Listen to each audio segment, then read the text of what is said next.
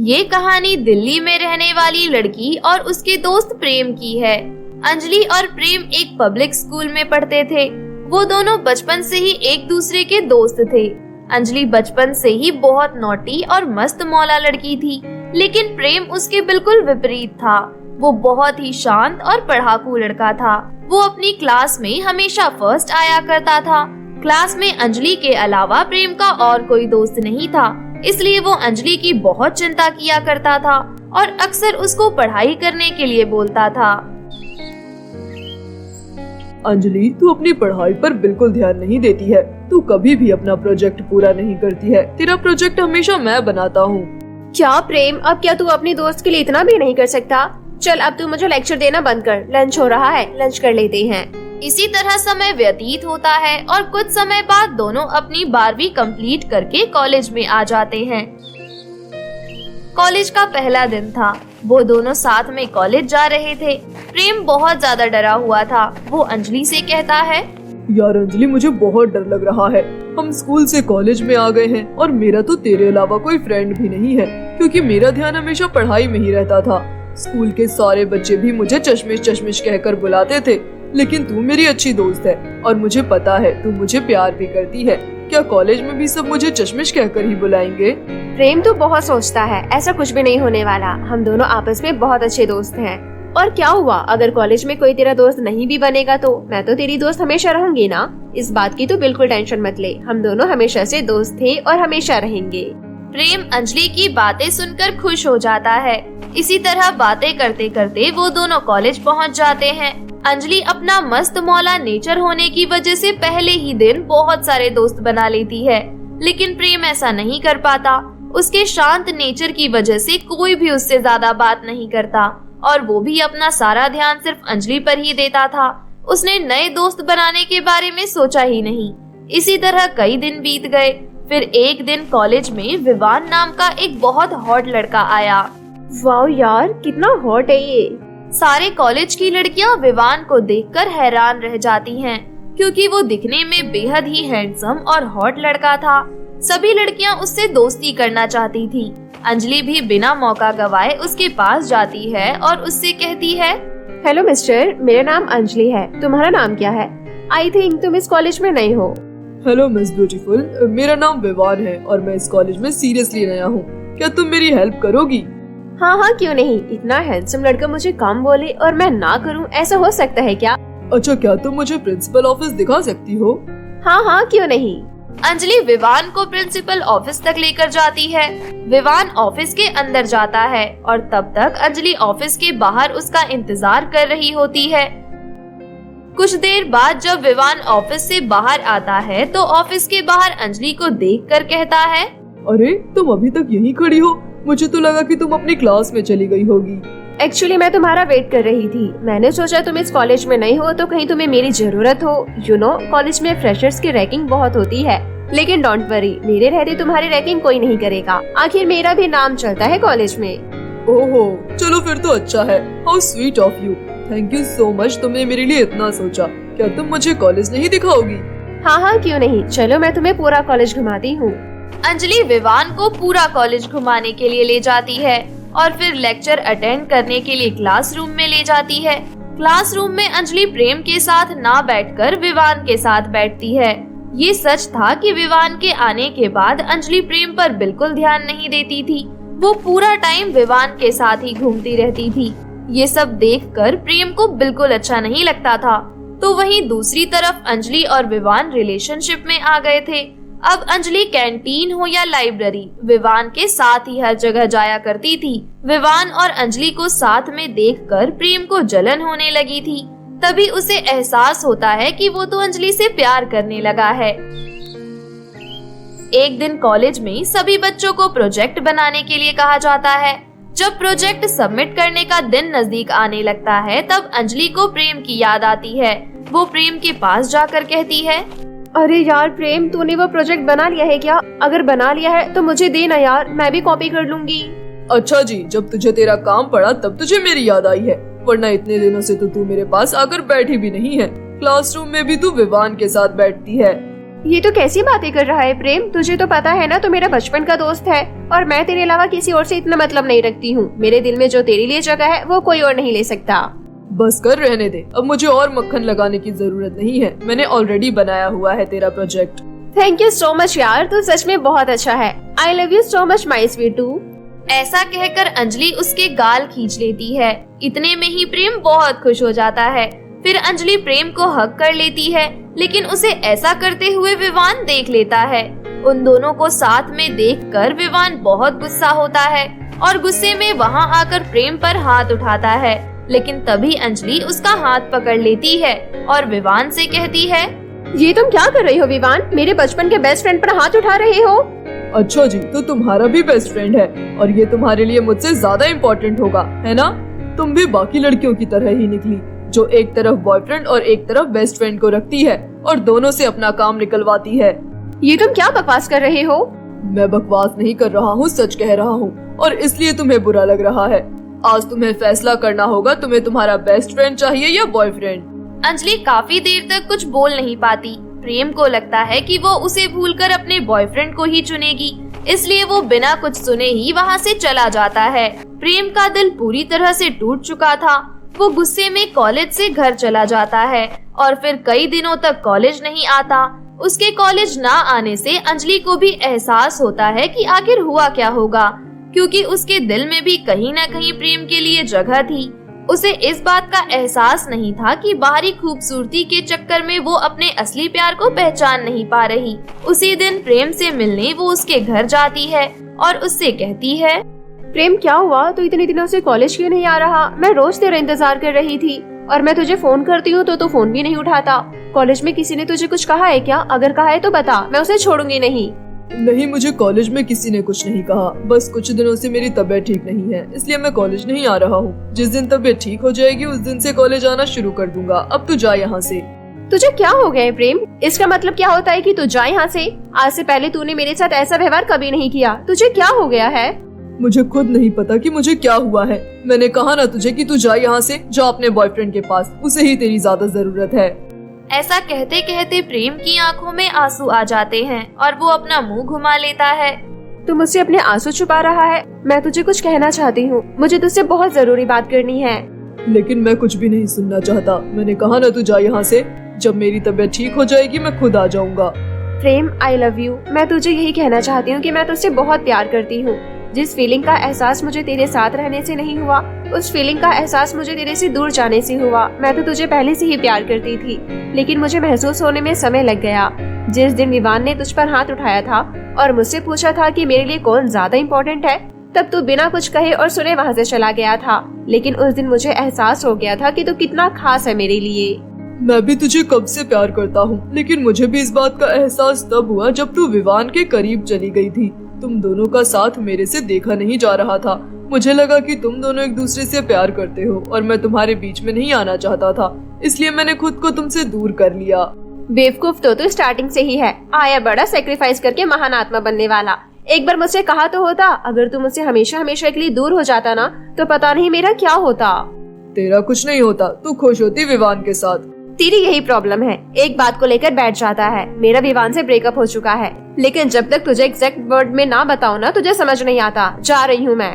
ऐसा कहकर अंजलि वहाँ से गुस्से में चली जाती है। अंजलि को मनाने के लिए अगले दिन प्रेम बहुत ही अच्छे कपड़े पहनकर और चश्मा उतारकर बिल्कुल हैंडसम बॉय की तरह हाथ में रोजेस का बुके लेकर कॉलेज जाता है और पूरे कॉलेज के सामने घुटने के बल बैठकर अंजलि को प्रपोज करता है। ये सब देखकर अंजलि बहुत हैरान हो जाती है। मुझे तो यकीन ही नहीं हो रहा, ये तू है। एक ही दिन में कितना बदल गया है तू, और तेरा behaviour, oh my God, I love you too. जैसे ही Anjali I love you too बोलती है, पूरा कॉलेज तालियां बजाने लगता है। फिर वो दोनों एक दूसरे को हग कर लेते हैं। प्रेम अंजलि को बहुत प्यार देता है और उससे वादा करता है कि वो उससे ही शादी करेगा। कुछ साल बाद जब उनका कॉलेज खत्म हो जाता है और वो दोनों अपने अपने पैरों पर खड़े हो जाते हैं, तो अपने पेरेंट्स को बताकर दोनों शादी कर लेते हैं और खुशी खुशी अपना जीवन व्यतीत करने लगते हैं। सिंड्रेला परी की जादुई हैंडबैग। रोली बहुत छोटी थी, तब उसकी माँ सावित्री उसे हमेशा के लिए छोड़ दूसरी दुनिया की यात्रा में चली गई। तब रोली के पिता किशोर ने उसकी देखभाल करने के लिए सविता नाम की औरत से दूसरा विवाह रचाया। रोली के पिता किशोर घर का खर्च चलाने के लिए भेलपूरी बनाकर बेचते थे। शादी के 1 साल गुजर जाने के बाद सविता ने भी एक लड़की को जन्म दिया और उसका नाम रखा काजल। कुछ सालों तक तो सब कुछ ठीक चलता रहा। फिर एक दिन अचानक रोली के पिता किशोर को दिल का दौरा पड़ने से निधन हो गया और वो भी रोली का साथ छोड़कर हमेशा के लिए चले गए। लेकिन रोली ने अपने आप को जैसे तैसे संभाला। उसकी सौतेली माँ सविता बहुत ही लालची थी। धीरे धीरे सविता और उसकी बेटी ने अपने असली रंग दिखाने शुरू कर दिए। वो दोनों रोली पर बहुत अत्याचार करती थी, उसे घर का सारा काम करवाती थी। ऐसे ही एक दिन, सुन रोली, तेरे बाप के मर जाने के बाद अब हमारे घर में कमाने वाला कोई नहीं है। तू कल से भेलपूरी बेचने जाएगी। तुझे भेलपूरी बनाना अच्छे से आता है, जैसे तेरा बाप बनाया करता था। लेकिन माँ, मुझे स्कूल भी तो जाना है। क्या करेगी स्कूल जाकर? दिन भर बस खाती रहती है आराम से। तेरे खाने के लिए पैसे क्या तेरी मरी हुई माँ देकर गई थी? कल से तो भेलपूरी बेचने जाएगी, नहीं तो तुझे मार मार कर घर से बाहर निकाल दूंगी, समझी? ठीक है माँ, अब जैसा कहेंगी मैं वैसा ही करूँगी। और एक बात कान खोलकर सुन ले, कल से तो भेलपूरी बेचने जाएगी। इसका मतलब ये नहीं कि तू घर का काम नहीं करेगी। पहले घर का सारा काम खत्म करना, उसके बाद भेलपूरी बेचने जाना, और रात का खाना भी तू ही बनाएगी। लेकिन माँ, मुझसे इतना काम नहीं होगा। आप दोनों तो कुछ भी नहीं करते हैं। आप दोनों कभी तो कुछ किया करो। रोली की बात सुनकर सविता ने गुस्से से उसे जोरदार थप्पड़ मारा। तेरी इतनी हिम्मत कि तू मुझसे बदतमीजी से बात करेगी? तू सिखाएगी कि मुझे क्या करना है और क्या नहीं? जो कहा है सिर्फ वही कर, फालतू में अपनी जुबान ना चला, नहीं तो तुझे उठाकर घर से बाहर फेंक दूंगी। इतना कहकर सविता गुस्से में वहाँ से चली गई। तब रोली रोते हुए बोली, कितनी अत्याचारी औरत है। काश मेरा भी कोई होता, फिर मैं इनके पास कभी नहीं रहती। इन दोनों के साथ रहकर मुझे घुटन महसूस होती है। रोली घर का सारा काम खत्म करके भेलपूरी बनाकर बेचने निकल पड़ी। भेलपूरी ले लो, चटपटी भेलपूरी ले लो, केवल 5 रुपए में। ऐसे ही दिन भर घूमने के बाद रोली की सारी भेलपूरी बिक गई। जैसे ही रोली घर पहुंची, सविता गुस्से से बोली, आ गई महारानी, दिखा मुझे कितने पैसे कमा कर लाई है। रोली अपनी सौतेली माँ सविता के हाथों में सारे पैसे थमा देती है। सविता पैसे गिनते हुए बोली, देख, वैसे तो आज तेरा पहला दिन था, तूने बहुत ही कम पैसे कमाए हैं। कल से ज्यादा पैसे कमा कर लाएगी, समझी? अब अंदर जा और जाकर हमारे लिए खाना बना, हमें बहुत तेज भूख लगी है। रोली थकी हारी रसोई में जाकर खाना बनाने में जुट गई और घर का काम खत्म करके बिना खाए ही सो गई। अगले दिन सुबह फिर से रोली भेलपूरी बेचने गली गली घूमने लगी। उसी समय आसमान से सिंड्रेला नाम की एक परी जा रही थी। मुझे बहुत जोरों की भूख लगी है, क्या खाऊं? परी लोग जाते जाते मेरी हालत तो भूख के मारे और भी खराब हो जाएगी। तभी सिंड्रेला परी की नजर भेलपूरी बेच रही रोली पर पड़ी। लगता है वो लड़की कुछ खाने की चीज बेच रही है, चलो चलकर देखती हूँ। इतना कहकर सिंड्रेला परी रोली के पास गई और बोली, मुझे बहुत तेज भूख लगी है, जल्दी से मुझे 1 प्लेट भेलपूरी दे दो। हाँ हाँ, क्यों नहीं, मेरे पास बहुत ही स्वादिष्ट चटपटी भेलपूरी है, इसे आपकी भूख शांत हो जाएगी। ये लीजिए मेरी स्पेशल भेलपूरी। सिंड्रेला परी ने बड़े चाव से रोली की बनी भेलपूरी खाई। भेलपूरी खाने के बाद सिंड्रेला परी ने खुश होकर रोली को एक सोने का सिक्का दिया। सोने के सिक्के देख रोली बोली, अरे ये तो सोने का सिक्का है। नहीं नहीं, ये मैं नहीं ले सकती। भेलपूरी के बस 5 रुपए हुए हैं, आप मुझे बस 5 रुपए दे दीजिए। मेरे पास पैसे नहीं है, तुम यही रख लो। अगर पैसे नहीं है तो कोई बात नहीं, लेकिन मैं ये सोने का सिक्का नहीं लूंगी। रोली की बात सुन सिंड्रेला परी बहुत खुश हुई। उसके बाद वो अपने परीलोक लौट गई। अगले दिन सिंड्रेला परी फिर से रोली के पास भेलपूरी खाने आई। ऐसे ही रोज सिंड्रेला परी रोली के पास भेलपूरी खाने आने लगी। एक दिन भेलपूरी खाते खाते सिंड्रेला परी अपना हैंडबैग वही भूल गई। रोली की नजर जब सिंड्रेला परी के हैंडबैग पर गई तो वो बोली, अरे ये तो सिंड्रेला परी का हैंडबैग है, लगता है जल्दबाजी में भूल गई। इसे मैं अपने पास संभाल कर रख लेती हूँ। कल जब वो भेलपूरी खाने आएगी तब मैं उन्हें लौटा दूंगी। अगले दिन सिंड्रेला परी भेलपूरी खाने रोली के पास आई। तब रोली हैंडबैग देते हुए बोली, परी जी, कल आप अपना हैंडबैग यहीं भूल गई थी। ये लीजिए आपका हैंडबैग। रोली, तुम बहुत ही सच्ची और नेक लड़की हो। मैंने तुम्हारी जैसी ईमानदार लड़की आज तक नहीं देखी। तुम चाहती तो मेरा बैग अपने पास रख भी सकती थी। रोली, मुझे तुम्हारे बारे में सब कुछ पता है कि तुम कितनी परेशान हो। तुम्हारी सौतेली माँ तुम पर कितना अत्याचार करती है। इसके बावजूद भी तुमने अपनी अच्छाई और ईमानदारी बनाए रखी।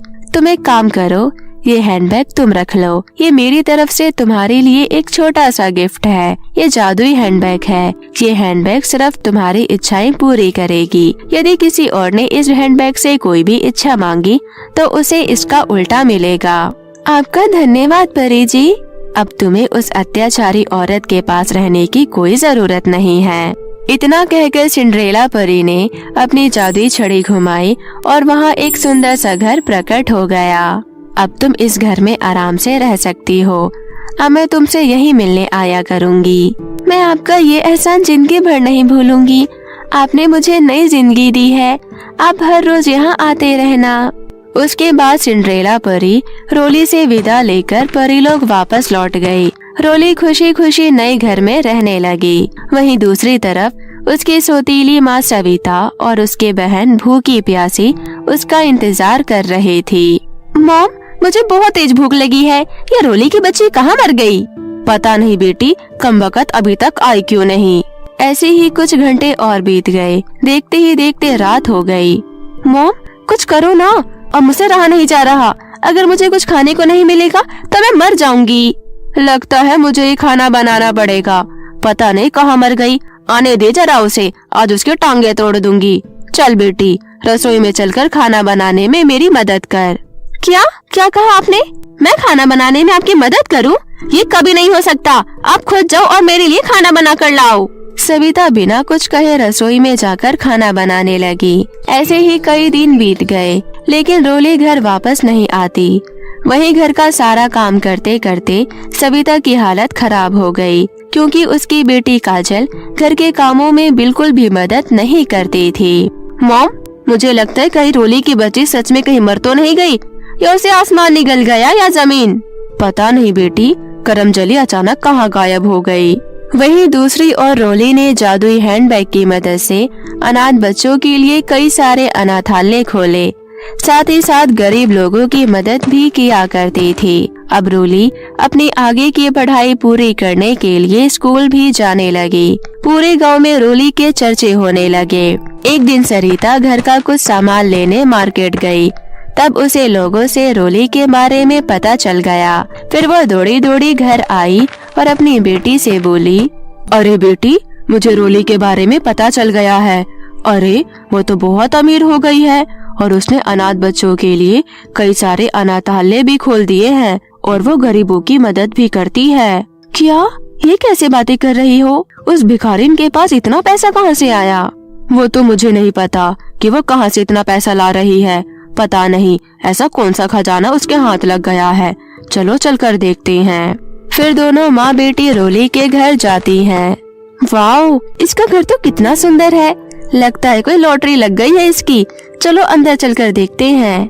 दोनों माँ बेटी चुपके से घर के अंदर गए और चोरी छुपे जादुई हैंडबैग को रोली की हर इच्छा पूरी करते हुए देख लेती है। अच्छा, तो ये सब इस जादुई हैंडबैग का कमाल है। बेटी, इस हैंडबैग को हम चुरा लेते हैं, फिर हम रोली से भी ज्यादा अमीर बन जाएंगे। मौका पाकर रात के समय रोली के सो जाने के बाद दोनों माँ बेटी दबे पांव रोली के कमरे से जादुई हैंडबैग चुराकर अपने घर ले आई और खुशी से नाचने लगी। उन दोनों को जादुई हैंडबैग के बारे में कुछ पता नहीं था, क्योंकि वो जो भी मांगने वाली थी उसे उसका उल्टा ही मिलने वाला था। उस रोली की बच्ची को तो मैं सबक सिखाऊंगी। मॉम, उसे बाद में सबक सिखाना, पहले इस जादुई हैंडबैग से कुछ मांगो। हाँ, मांगती हूँ। हे जादुई हैंडबैग, हमें इस धरती का सबसे अमीर इंसान बना दो और साथ ही हमें दुनिया का सबसे सुंदर इंसान बना दो। इतना कहते ही दोनों माँ बेटी सड़क पर आ गई और दुनिया की सबसे बदसूरत इंसान बन गई। उसके बाद से दोनों माँ बेटी सड़क पर रहकर भीख मांगकर अपना गुजारा करने लगी। वही जादुई हैंडबैग वापस रोली के पास पहुँच गया। रोली जादुई हैंडबैग की मदद से जरूरतमंद लोगों की मदद करके खुशी खुशी अपना जीवन बिताने लगी। तो मेरे प्यारे दोस्तों, कैसी लगी आपको हमारी ये कहानी? हमें नीचे कमेंट करके बताएं और इसे अपने दोस्तों के साथ शेयर करें। और हाँ दोस्तों, अगर आपने अब तक हमारे चैनल को सब्सक्राइब नहीं किया है तो जल्दी से नीचे लाल बटन दबाकर सब्सक्राइब कर लें, ताकि आप ऐसी ही और नई मजेदार कहानियाँ देख सके। तो मिलते हैं आप सभी से फिर किसी नई कहानी के साथ। तब तक अपना ध्यान रखें। धन्यवाद।